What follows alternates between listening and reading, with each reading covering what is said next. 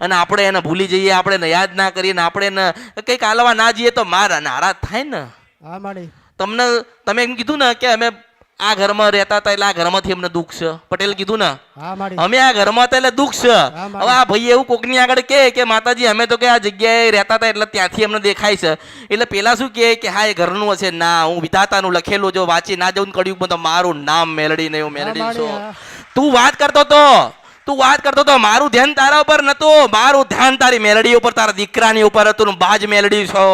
મેં ઉઠાઈને તારા દીકરાને ત્યાં બાવાની પાસે લઈને ગઈને પૂછ્યું કે આ કોણ છે, એટલે કીધું કે મારો જ. એટલે મેં કીધું કે તું ઉપર આય. અંજો મેં હામાંથી તને બોલાયો ને એવી તો દરેક ને હું કહું છું કે થોડો વિશ્વાસ રાખો, થોડી પ્રતીક્ષા કરો. આમને ન્યાલ કર્યા હશે તો મારા દરેક ભક્તોનો હું ન્યાલ કરીશ. હું એક છું પટેલ, હું એક હતી, હું આજે એક છું અને મને મળવા વાળા 13,000 14,000 છે. હું કોને મળીશ?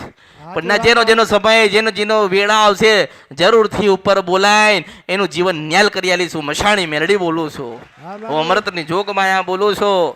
મેલડીના ત્યાં જઈને આવ્યા પછી કોઈ ભૂત નહીં દેખાય, કોઈ પલિત નહીં દેખાય, કોઈ વાદળી નહીં દેખાય, કોઈ ચૂડેલ નહીં દેખાય, કોઈ સફેદ કપડા વાળું નહીં દેખાય, માથા વગરનું નહીં દેખાય. જે તને કહે છે કે તું મારા પર લગ્ન કરે બધું જ બંધ થઈ જશે. હું મેલડી છું. ન્યાય લેવો છે તો દુનિયા મારીને મેલડી ન્યાય લે છે, એટલું યાદ રાખજો. મેલડીને લેવું છે ને તો દુનિયા કરીને તેનો ન્યાય લે, આમથી આમ કરીને એનો ન્યાય લે. ન્યાય લે લે. સાચી વાત માડી.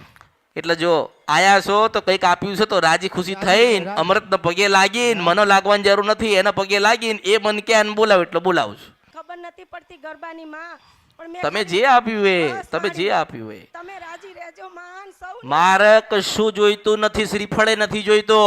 તમે તમારી માને રાજી કરી લો ને તમે બોલ્યા છો એ પાડી લો ને એટલે તમે સુખી જ છો. મેલડી કોણ છે? બાવાજીના દીકરા છે. એટલે શું લખાવે છે? લશ્કરી લખાવે છે.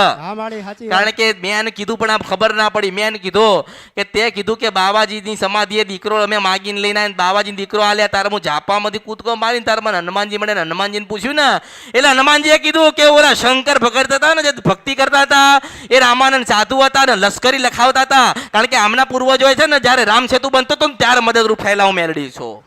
પરમ પૂજ્ય અમૃત બાપાની જય બોલો. પરમ પૂજ્ય અમૃત બાપા નામા મસાણી મેલડી માતની જય. ભલે મહાદેવ કરતા કરતા ઉતરો.